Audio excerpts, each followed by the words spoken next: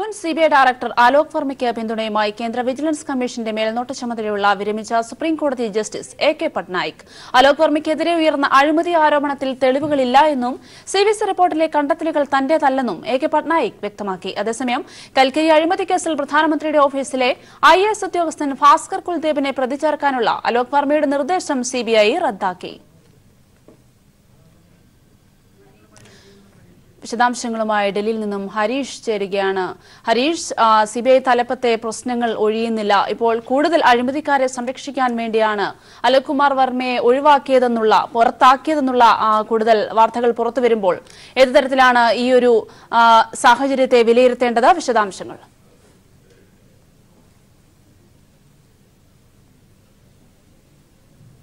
ക്രിസ്റ്റിന, അലോക് വർമ്മ പറഞ്ഞതുപോലെ തന്നെ ഏറ്റവും നിർണായകപരമായ കാര്യം എന്ന് പറയുന്നത് ഈ പറയുന്ന CBIക്ക് പുറത്തുനിന്ന് വലിയ രീതിയിലുള്ള ബാഹ്യമായ ഇടപെടൽ വരുന്നുണ്ടെന്നാണ് അദ്ദേഹത്തിന്റെ പ്രസ്താവന. അത് ശരിവെക്കുകയാണ് ഇന്നത്തെ ഈ പല വാർത്തകളിൽ നിന്ന് നമുക്ക് മനസ്സിലാക്കേണ്ടത്. നാഷണൽ മാഗസിൻ അടക്കമുള്ള വാർത്തകൾ റിപ്പോർട്ട് ചെയ്യുന്നു. പല വാർത്തകളും പുറത്തു വരുന്നത് കാരണം കേന്ദ്ര സർക്കാർ വലിയ രീതിയിൽ തന്നെ CBIയുടെ ഉള്ളിലേക്ക് കടന്നുകയറാനുള്ള ശ്രമങ്ങൾ നടത്തുന്നുള്ളതിന്റെ ഏറ്റവും വലിയ തെളിവുകളാണ് ഓരോ നിമിഷവും പുറത്തു വന്നുകൊണ്ടിരിക്കുന്നത്. നിലവിൽ തന്നെ അലോക് വർമ്മയ്ക്ക് സജീവമായി തന്നെ അദ്ദേഹത്തിന് പിന്തുണ അർപ്പിച്ചുകൊണ്ട് തന്നെ പട്നായിക് രംഗത്ത് വന്നതോടുകൂടി തന്നെ എന്തായാലും കേന്ദ്ര സർക്കാരും മോദിയും വലിയ രീതിയിൽ തന്നെ പ്രതിക്കൂട്ടായിരിക്കുകയാണ്. ഉന്നതാധികാര സമിതി യോഗം ചേർന്നത് സുപ്രീം കോടതിയുടെ ഉത്തരവിന്റെ അടിസ്ഥാനത്തിലാണെന്ന് ശരിയായ പശ്ചാത്തലം തന്നെ. പക്ഷെ അത്ര പെട്ടെന്ന് തന്നെ 7 ദിവസം സമയം നൽകിയിരുന്നു. അപ്പോൾ അത്രയും പെട്ടെന്ന് യോഗം വിളിച്ചു ചേർക്കേണ്ട സാഹചര്യമില്ലായിരുന്നു. കാരണം CVC റിപ്പോർട്ട് പഠിക്കാൻ സമയം വേണം. CVC റിപ്പോർട്ടിന്റെ പകർപ്പ് തനിക്ക് വേണമെന്നുള്ള ആവശ്യമെല്ലാം തന്നെ ഈ പറഞ്ഞ ഉന്നതാധികാര സമിതിയിലെ മെമ്പറായിരിക്കുന്ന കമ്മിറ്റി അംഗമായ മല്ലികാർജ്ജുൻ ഖാർഗെ ആവശ്യപ്പെട്ടു. പക്ഷേ അതിനൊന്നും തന്നെ ഒരു സമയം നൽകിയിരുന്നില്ല. കാരണം അദ്ദേഹം മല്ലികാർജ്ജുൻ ഖാർഗെ പ്രധാനപ്പെട്ട ചൂണ്ടിക്കാണിച്ചത് 11-ാം തീയതി യോഗം ചേരാ എന്നും ചൂണ്ടിക്കാണിച്ചു. എന്നാലും 7 ദിവസം ആവുകയില്ല. സുപ്രീം കോടതി പറഞ്ഞത് 7 ദിവസം വരെ സമയം നൽകിയിട്ടുണ്ട് സുപ്രീം കോടതി. പക്ഷെ എന്നിട്ട് പോലും ഇത്രയും പെട്ടെന്ന് യോഗം ചേരണമെന്നുണ്ടെങ്കിൽ അതിന് മോദിക്ക് വ്യക്തമായ അജണ്ടയുണ്ട്. മോദിയാണ് ഈ പറയുന്ന ഉന്നതാധികാര സമിതിയുടെ അധ്യക്ഷൻ. അദ്ദേഹത്തിന്റെ അജണ്ട നടപ്പിലാക്കുക തന്നെയാണ് ഇതിന്റെ പിന്നിലെ ലക്ഷ്യമെന്ന് എടുത്തു പറയേണ്ടിയിരിക്കുന്നു.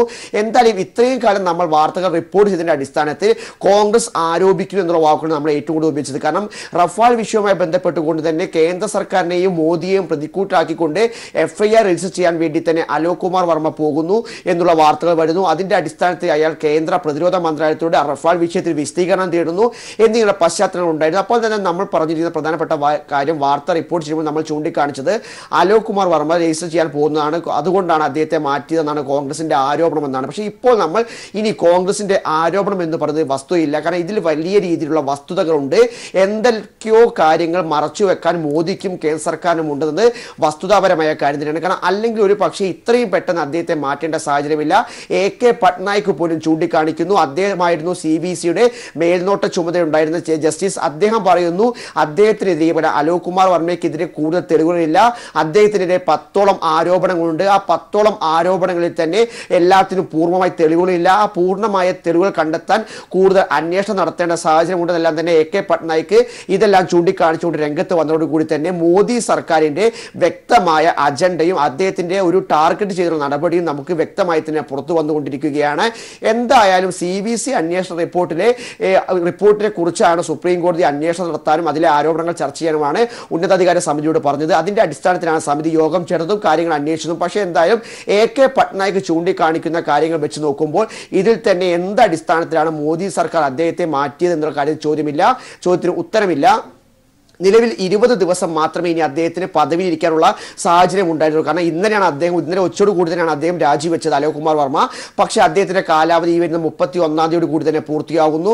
പക്ഷേ ഈ 20 ദിവസം പോലും അദ്ദേഹം അധികാരത്തിലിരുന്നാൽ വലിയ രീതിയിലുള്ള അതായത് അദ്ദേഹം ഔദ്യോഗിക പദവിയിലിരുന്നാൽ വലിയ രീതിയിൽ തിരിച്ചടി ഉണ്ടാകുമെന്നുള്ള ഒരു പ്രത്യാഘാതം ഉണ്ടാകുമെന്നുള്ള മോദി സർക്കാരിന്റെ ഭയം തന്നെയാണ് അദ്ദേഹത്തെ ഇത്രയും പെട്ടെന്ന് എടുത്തു മാറ്റുക, ഈ തലപ്പത്ത് നിന്ന് മാറ്റുക, മറ്റേ തലപ്പത്തേക്ക് സൃഷ്ടിക്കുക എന്നുള്ള കാര്യം നടപ്പിലാക്കിയത്. എന്തായാലും വ്യക്തമായി തന്നെ നിഗൂഢതയും അതുപോലെ തന്നെ വലിയ രീതിയിലുള്ള ഗൂഢാലോചനയും ഈ വിഷയത്തിൽ ഉണ്ടെന്ന് നമുക്ക് എടുത്തു പറയേണ്ടി വരും. അതോടൊപ്പം തന്നെ കുറച്ചു മുന്നേ രാവിലെ വന്ന പ്രധാനപ്പെട്ട വാർത്ത എന്ന് പറയുന്നത് കൽക്കരി അഴിമതി കേസിൽ പ്രധാനമന്ത്രിയുടെ ഓഫീസിലുള്ള IAS ഉദ്യോഗസ്ഥനായിരിക്കുന്ന ഭാസ്കർ കുൽദേബിനെ പ്രതി ചേർക്കാൻ വേണ്ടി ഈ പറഞ്ഞ കഴിഞ്ഞ ദിവസം അലോക് കുമാർ വർമ്മ ഉത്തരവിട്ടിരുന്നു. കാരണം സുപ്രീം കോടതി വിധിയുടെ അടിസ്ഥാനത്തിൽ കഴിഞ്ഞ 48 മണിക്കൂർ 2 ദിവസത്തോളം അദ്ദേഹം വീണ്ടും ഔദ്യോഗികമായി പദവിയിലെത്തിയിരുന്നു. ആ സമയത്ത് അദ്ദേഹം പല നിർണായകപരമായ തീരുമാനങ്ങൾ തീരുമാനങ്ങളും എടുത്തു. ആ തീരുമാനങ്ങൾ തന്നെ ഏറ്റവും പ്രധാനപ്പെട്ട തീരുമാനമായി അഴിമതിക്കാരെ സംരക്ഷിക്കാനുള്ള മോദി സർക്കാരിന്റെ ശ്രമത്തിന്റെ പരിണിത ഫലമായി വിശദാംശങ്ങൾ നൽകിയത് ഹരീഷാണ്. പുതിയ സിബിഐ ഡയറക്ടറുടെ പട്ടികയിൽ നിന്ന് കേരള ഡിജിപി ലോക്നാഥ് ബെഹ്റ പുറത്തായെന്ന് സൂചന. അതേസമയം ഗുജറാത്ത് കലാപത്തിൽ പ്രധാനമന്ത്രി നരേന്ദ്രമോദിക്ക് ക്ലീൻചിറ്റ് നൽകിയ പ്രത്യേക അന്വേഷണ സംഘത്തിലെ അംഗം വൈസി മോദി പട്ടികയിൽ തുടരുന്നു. അലോക് വർമ്മയ്ക്ക് പകരം ഇപ്പോൾ സിബിഐ ഡയറക്ടർ സ്ഥാനത്ത് തുടരുന്ന ഇടക്കാല ഡയറക്ടർ നാഗേശ്വർ റാവുവിന്റെ കാലാവധി ജനുവരി 31 വരെയാണ്. പുതിയ സിബിഐ ഡയറക്ടറെ നിയമിക്കാനായുള്ള ഉന്നതതല സമിതി യോഗം ഈ മാസം തന്നെ നടക്കും. അലോക് വർമ്മയ്ക്ക് പകരമായി തുടരുന്ന ഇടക്കാല ഡയറക്ടർ നാഗേശ്വർ റാവു ജനുവരി 31 വരെയേ ഔദ്യോഗിക പദവിയിലുണ്ടാവൂ. ഫെബ്രുവരി 1 മുതൽ പുതിയ സിബിഐ ഡയറക്ടർ ചുമതലയേൽക്കും. 34 പേരുടെ പ്രാഥമിക പട്ടിക നേരത്തെ തയ്യാറാക്കിയിരുന്നു. ഇതിൽ നിന്നാണ് 1983, 84, 85 ബാച്ചിലെ 17 IPSകാരെ ഉൾക്കൊള്ളിച്ച് കേന്ദ്ര ആഭ്യന്തര മന്ത്രാലയം പുതിയ പട്ടിക തയ്യാറാക്കിയത്. എന്നാൽ കേന്ദ്ര ആഭ്യന്തര മന്ത്രാലയം സീനിയോറിറ്റി അടക്കമുള്ള വിഷയങ്ങൾ പരിശോധിക്കാൻ കേന്ദ്ര പേഴ്സണൽ ആൻഡ് ട്രെയിനിംഗ് മന്ത്രാലയത്തിന് പട്ടിക കൈമാറിയിരുന്നു. ഈ പട്ടികയിൽ നിന്ന് ലോക്നാഥ് ബെഹ്റ പുറത്തായെന്നാണ് സൂചന. ഇപ്പോഴുള്ള പട്ടികയിൽ 9 പേരുടെ പേരുകൾ മാത്രമാണുള്ളത്.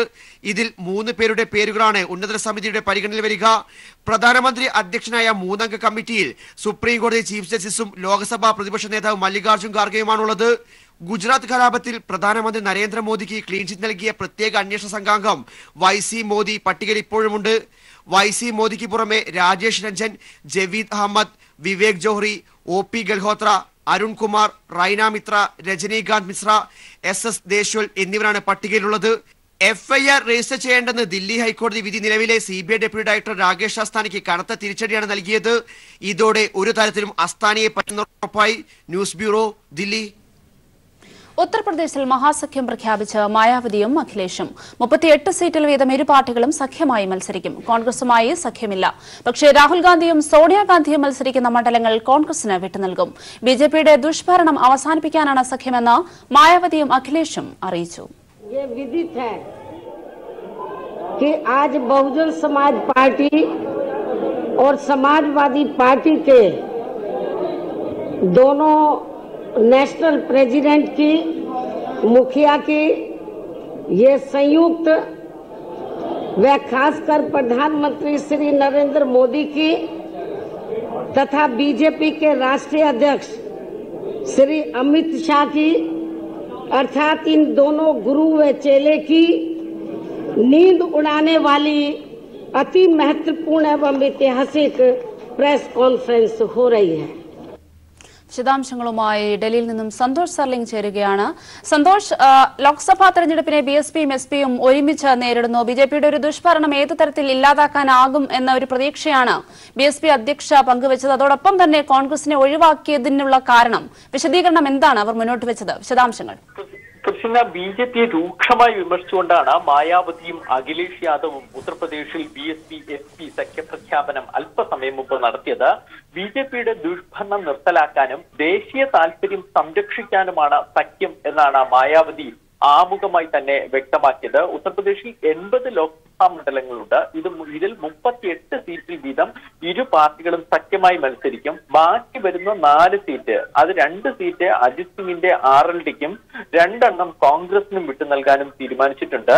സോണിയാഗാന്ധി, രാഹുൽ ഗാന്ധി എന്നിവരുടെ മണ്ഡലങ്ങളായ റായ്ബറേലി, അമേഠി എന്നിവയിൽ സഖ്യ സ്ഥാനാർത്ഥികൾ മത്സരിക്കില്ല. പക്ഷേ കോൺഗ്രസുമായി ഒരിടത്തും സഖ്യമില്ല. കാരണം അഴിമതി പാർട്ടിയായ കോൺഗ്രസിനെ ഒപ്പം ചേർക്കാനാകില്ല എന്നാണ് മായാവതി പറയുന്നത്. ഒരു മുൻ അനുഭവ പരിചയം കൊണ്ട് കോൺഗ്രസ് വോട്ടുകൾ ഒരിക്കലും സഖ്യത്തിലേക്ക് വരികയില്ല എന്ന് മായാവതി വ്യക്തമാക്കുകയും ചെയ്തു. സമൂഹത്തിന്റെ എല്ലാ വിഭാഗങ്ങളിലുള്ളവരും പൂർണ്ണ തൃപ്തരല്ല കോൺഗ്രസിനോട്. അതേസമയം BJP ആകട്ടെ ജാതി അടിസ്ഥാനത്തിലുള്ള ഒരു പാർട്ടിയായി മാറിയിരിക്കുന്നു. മോദിക്കും അമിത്ഷയ്ക്കും ഇനി ഉറക്കമില്ലാത്ത രാത്രികളായിരിക്കും. UPയിൽ BJPയെ തോൽപ്പിച്ച മോദി അധികാരത്തിലെത്തുന്ന തടയിടുകയാണ് തങ്ങളുടെ ലക്ഷ്യമെന്ന് അഖിലേഷ് യാദവും വ്യക്തമാക്കി. എന്തായാലും BJPക്കെതിരെ വലിയൊരു സഖ്യമായി തന്നെ ഉത്തർപ്രദേശിൽ ഇത് വളർന്നു വരുന്നു. നേരത്തെ പല സംസ്ഥാനങ്ങളും കർണാടകയിലടക്കം നമ്മൾ കണ്ടതാണ്. ഉത്തർപ്രദേശിലാകട്ടെ ബൈ ഇലക്ഷനിലടക്കം ഈ സഖ്യം BJPയെ തോൽപ്പിച്ചതുമാണ്. അതുകൊണ്ട് തന്നെ ഒരു സഖ്യമായി പൊതു തെരഞ്ഞെടുപ്പിനെ BSP മായാവതിയും നേരിടുമ്പോൾ 2014 ലഭിച്ച 71 സീറ്റ് ഇത്തവണ BJPക്ക് ലഭിക്കില്ല എന്നതാണ് ഏറ്റവും ശ്രദ്ധേയം. അതോടൊപ്പം കോൺഗ്രസിനെ അവർ അവഗണിച്ചു എന്നതും എടുത്തു പറയേണ്ട ഒരു കാര്യമാണ്. വിശദാംശങ്ങൾ നൽകിയത് സന്തോഷ് സർലിംഗ്. കോർപ്പറേറ്റുകളുടെ കടം എഴുതിത്തള്ളുന്ന മോദി സർക്കാരിന് രാജ്യത്തെ കർഷകരുടെ കടം എഴുതിത്തള്ളാനാകുന്നില്ലെന്ന് എ.കെ. ആന്റണി. കർഷകരുടെ ഒരു പ്രശ്നവും പരിഹരിക്കപ്പെടുന്നില്ല. പ്രശ്നപരിഹാരത്തിന് മോദി സർക്കാരിനെ താഴെയിറക്കണമെന്നും കോൺഗ്രസ് അധികാരത്തിലെത്തിയാൽ രാജ്യത്തെ കർഷകരുടെ കടം എഴുതിത്തള്ളാനാകുമെന്നും ആന്റണി വ്യക്തമാക്കി. ഈ രാജ്യത്തെ കോർപ്പറേറ്റുകൾ കടം അധികരിച്ചപ്പോൾ അവർക്ക് 4 ലക്ഷം കോടിയുടെ കടം എഴുതിത്തള്ളാൻ മോഡി സർക്കാർ തയ്യാറായി. കോർപ്പറേറ്റുകളുടെ കടം വീട്ടാൻ, ബാങ്ക് കടം വീട്ടാൻ ലക്ഷങ്ങൾ എഴുതിത്തള്ളുന്ന മോഡി സർക്കാരിന് ഒരു ചില്ലിക്കാശ് പോലും. മോഡി ആവർത്തിച്ച് പറയുന്നു, കടാശ്വാസം നടക്കില്ല, കടത്തിന് മൊറട്ടോറിയം നടപ്പുള്ള കാര്യമല്ല, കട എഴുതിത്തള്ളൽ നടപ്പുള്ള കാര്യമല്ല. രാഹുൽ ഗാന്ധി പറഞ്ഞു, കോൺഗ്രസ് അധികാരത്തിൽ വന്നാൽ ഇന്ത്യയിലെ ഞാൻ ഒപ്പിടാൻ പോകുന്ന ഫയലുകളിൽ ആദ്യത്തെ ഫയലുകളിലൊന്ന് കൃഷിക്കാരുടെ കടമീട്ടുന്നു അദ്ദേഹം പറഞ്ഞു. ലോക്സഭാ തെരഞ്ഞെടുപ്പിൽ വർഗീയ കാർഡ് ഇറക്കുമെന്ന വ്യക്തമായ സൂചന നൽകി ബിജെപി. അയോധ്യയിൽ രാമക്ഷേത്രം എത്രയും വേഗം നിർമ്മിക്കണമെന്നാണ് ആഗ്രഹമെന്ന പ്രസ്താവന ബിജെപി അധ്യക്ഷൻ അമിത്ഷാ ആവർത്തിച്ചു. തെരഞ്ഞെടുപ്പ് അജണ്ട നിശ്ചയിക്കുന്ന ബിജെപി ദേശീയ കൌൺസിലിൽ പ്രധാനമന്ത്രി നരേന്ദ്രമോദിയെ സാക്ഷിയാക്കിക്കൊണ്ടായിരുന്നു ഷായുടെ പ്രസ്താവന. അതേസമയം തെരഞ്ഞെടുപ്പ് ഒരുക്കങ്ങൾക്കായി വിളിച്ചു ചേർത്ത ബിജെപി ദേശീയ കൌൺസിൽ ഇന്ന് സമാപിക്കും. ലോക്സഭാ തെരഞ്ഞെടുപ്പിൽ ഭരണ നേട്ടങ്ങൾ ഉയർത്തി നേട്ടമുണ്ടാക്കാനാകുമെന്ന പ്രതീക്ഷ അസ്തമിച്ചതോടെയാണ് അയോധ്യ വിഷയം വീണ്ടും ചർച്ചയാക്കാൻ ബിജെപി ഒരുങ്ങുന്നത്. അയോധ്യയിൽ എവിടെയാണോ ക്ഷേത്രമുണ്ടായിരുന്നത് അവിടെ തന്നെ രാമക്ഷേത്രം നിർമ്മിക്കണമെന്നാണ് ബിജെപിയുടെ ആഗ്രഹമെന്നായിരുന്നു അധ്യക്ഷൻ അമിത്ഷാ ദേശീയ കൌൺസിൽ ഉദ്ഘാടനം ചെയ്ത് പറഞ്ഞത്. ഭാരതീയ ജനതാ പാർട്ടി ചാഹത്തി ഹൈ कि उसी स्थान पर जल्द से जल्द भव्य राम मंदिर का निर्माण हो, उसमें कोई दुविधा नहीं. സുപ്രീം കോടതിയിൽ നിന്ന് ഉടൻ വിധിയുണ്ടാകണമെന്ന് ബിജെപി ആഗ്രഹിക്കുന്നു. എന്നാൽ ഇതിന് കോൺഗ്രസ് തടസ്സങ്ങൾ സൃഷ്ടിക്കുകയാണ്. ക്ഷേത്രം നിർമ്മിക്കുമെന്ന് മുൻപും പറഞ്ഞിട്ടുണ്ടെങ്കിലും തെരഞ്ഞെടുപ്പ് അജണ്ട നിശ്ചയിക്കുന്ന ദേശീയ കൌൺസിലിലാണ് അമിത്ഷായുടെ പ്രസ്താവന എന്നതാണ് ഏറെ ശ്രദ്ധേയം. പ്രധാനമന്ത്രി നരേന്ദ്രമോദിയെ സാക്ഷിയാക്കിയായിരുന്നു അമിത്ഷായുടെ പ്രസ്താവന. ഉത്തർപ്രദേശിൽ മഹാസഖ്യം വരുന്നതോടെ ധ്രുവീകരണമില്ലാതെ നേട്ടമുണ്ടാക്കാനാകില്ലെന്ന് ബിജെപി മനസ്സിലാക്കി. ഇതിന്റെ കൂടി വെളിച്ചത്തിലാണ് അയോധ്യ വിഷയം വീണ്ടും ബിജെപി ചർച്ചയാക്കുന്നത്. രാമക്ഷേത്രം നിർമ്മിക്കുമെന്ന വാഗ്ദാനം വീണ്ടും ആവർത്തിച്ചതോടെ ലോക്സഭാ തെരഞ്ഞെടുപ്പിലും വർഗീയത തന്നെയാണ് പ്രചരണായുധമെന്ന് വ്യക്തമാക്കുകയാണ് ബിജെപി. ദില്ലിയിലെ രാംലീല മൈതാനിയിൽ നിന്നും ക്യാമറാമാൻ അതുലിനൊപ്പം Sarath K Sasi, news bureau, Delhi. CPIM കേന്ദ്ര കമ്മിറ്റി മുൻ അംഗവും ഹിമാചൽ പ്രദേശ് മുൻ സംസ്ഥാന സെക്രട്ടറിയുമായ ഗുരുമുഖർ സിംഗ് അന്തരിച്ചു. 68 വയസ്സായിരുന്നു. വിദ്യാർത്ഥി പ്രസ്ഥാനത്തിലൂടെ രാഷ്ട്രീയ ജീവിതം ആരംഭിച്ച മെഹർ സിംഗ് 1998 മുതൽ 2005 വരെ കേന്ദ്ര കമ്മിറ്റി അംഗവുമായിരുന്നു. 1991 മുതൽ 2004 വരെ ഹിമാചൽ പ്രദേശിൽ പാർട്ടിയെ നയിച്ച മോഹർ സിംഗിന്റെ മരണത്തിൽ പോളിറ്റ് ബ്യൂറോ അനുശോചിച്ചു. വിലമതിക്കാനാവാത്ത നേതാവിനെയാണ് പാർട്ടിക്ക് നഷ്ടമായതെന്നും കുടുംബത്തിന്റെ ദുഃഖത്തിൽ പങ്കുചേരുന്നതായും പോളിറ്റ് ബ്യൂറോ പുറത്തിറക്കിയ അനുശോചന കുറിപ്പിൽ പറയുന്നു. ആലപ്പാട് കരിമണൽ ഖനന വിഷയത്തിൽ സമരക്കാരുമായി ചർച്ചയ്ക്ക് തയ്യാറെന്ന് ജെ മേഴ്സിക്കുട്ടിയമ്മ. ചർച്ചയ്ക്ക് വ്യവസായ വകുപ്പ് മുൻകൈയെടുക്കും. അശാസ്ത്രീയ ഖനനം പാടില്ലെന്നതാണ് സർക്കാർ നിലപാടെന്നും മേഴ്സിക്കുട്ടിയമ്മ കൂട്ടിച്ചേർത്തു. നിയമസഭയുടെ പരിസ്ഥിതി സമിതി തന്നെ അവിടുത്തെ ഒരു പഠനം നടത്തിയിട്ടുണ്ട്. അവിടെ എങ്ങനെയാണ് ഖനനം നടത്തേണ്ടതെന്ന് സമിതി ശുപാർശ ചെയ്തിട്ടുണ്ട്. ആ സമിതിയുടെ ശുപാർശ അനുസരിച്ചിട്ട് കാര്യങ്ങൾ നടക്കണം. ജനങ്ങളൊരു ആശങ്ക ഉന്നയിച്ചാൽ ചർച്ച വേണ്ടി വരും. അത് വ്യവസായ വകുപ്പ് അതിനാവശ്യമായി മുൻകൈയെടുക്കും. നജാറി ഒരു കേന്ദ്ര പൊതുമേഖലാ സ്ഥാപനം എന്ന നിലയിൽ അവർ ഉത്തരവാദിത്വമില്ലാതെ അവിടെ മൈനിങ് നടത്തിക്കൂടാ. കര പ്രൊട്ടക്ട് ചെയ്തുകൊണ്ട് നടത്തണം എന്നതാണ് ജനങ്ങളുടെ ആവശ്യം. അത് ഗവൺമെൻറ് ആ കാര്യത്തിൽ ജനങ്ങളോടൊപ്പമാണ് ഗവൺമെൻറ്.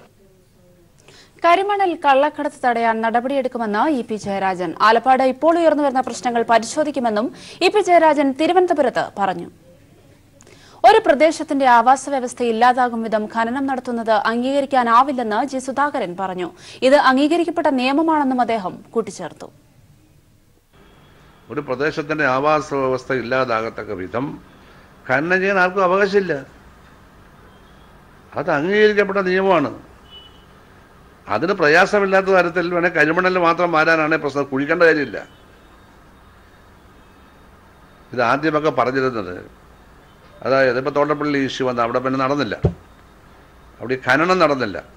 മറ്റു തരത്തിൽ ഭാര്യ, അതായത് കടലെപ്പോഴും കരിമണ്ണിഞ്ഞ് കൊണ്ടുവരികയാണ്. കരിമണ്ണ് കൊണ്ടുവരികയാണ്, ഇങ്ങനെ ഡെപ്പോസിറ്റ് വന്നുകൊണ്ടേയിരിക്കും. ഇത് നല്ലൊരു ഭാഗം ആരോ വാരിക്കൊണ്ട് പോവുകയാണ് പതിറ്റാണ്ടുകളായിട്ട്. അറിഞ്ഞിരിക്കും, അതാരും പറയുന്നില്ല. അവിടെ ഉണ്ടായിരുന്നെങ്കിൽ മല പോലെ പൊങ്ങേണ്ടതല്ലേ എന്ത്? ഇത് കൃത്യമായി ഇത് വാരിക്കൊണ്ട് പോവാണ് ആരോ. വാരുന്നത് ഈ ഇതൊക്കെ പാത്രമൊക്കെ വെച്ചിട്ടാണ്. കൈകൊണ്ട് വാരും, ചെറിയ ഇത് വെച്ച് ഞാൻ കോരി എടുക്കാം. അതാരും അറിയില്ല. എന്നിട്ട് കൊണ്ടുപോയി തമിഴ്നാട്ടുകാർക്ക് വന്ന് ചെറിയ വിലയ്ക്ക് വാങ്ങിച്ചോളും. എന്നാൽ കൊണ്ടുപോകണം. ഇതാണ് നടന്നുകൊണ്ടിരിക്കുന്നത്. അങ്ങനെ ഒഫീഷ്യലായിട്ട് വാരിയാലും കുഴപ്പമില്ല. ഇതങ്ങനെ ആയിരിക്കത്തില്ല. ഈ തർക്കം വരാൻ കാരണം ഇത് കുഴിക്കുകയാണ്. JCB വെച്ച് കുഴിച്ചെടുക്കുമ്പോൾ അവിടെ തടവായി, കുഴിയായി, പ്രശ്നമായി അല്ലേ? അവിടെ കടൽ, ഇതിനിടയ്ക്ക് ചെറിയൊരു തൊഴുത്ത, ഇവിടെ ഒരു കുഴി അല്ലേ? പ്രശ്നം ഉണ്ടാവാം. അത് അടിയന്തരമായി പരിശോധിക്കേണ്ട കാര്യമാണ്.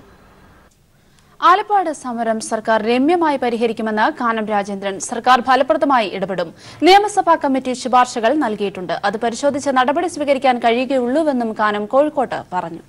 CPI എല്ലാ സമരത്തിനും ജനങ്ങളുടെ കൂടെയാണ്. അതുകൊണ്ട് ആ സമരം ന്യായമായി ചർച്ച ചെയ്ത് സെറ്റിൽ ചെയ്യും ഗവൺമെൻറ്. ഭൂമി നഷ്ടപ്പെടുമ്പോൾ ഒക്കെ ഗൗരവമുള്ള പ്രശ്നങ്ങളാണ്. ജനങ്ങളുടെ ജീവനത്തിൻ്റെ പ്രശ്നവുമുണ്ട്. അതുകൊണ്ട് അതിന് നിയമസഭാ കമ്മിറ്റി ചില ശുപാർശകൾ കൊടുത്തിട്ടുണ്ട്. അതെല്ലാം പരിശോധിച്ച് രമ്യമായി സർക്കാർ ഒരു തീരുമാനമെടുക്കും. ശബരിമല അയ്യപ്പ വിഗ്രഹത്തിൽ ചാർത്താനുള്ള തിരുവാഭരണം വഹിച്ചുകൊണ്ടുള്ള ഘോഷയാത്ര അല്പസമയത്തിനകം പന്തളം വലിയ കോയിക്കൽ ക്ഷേത്രത്തിൽ നിന്ന് പുറപ്പെടും.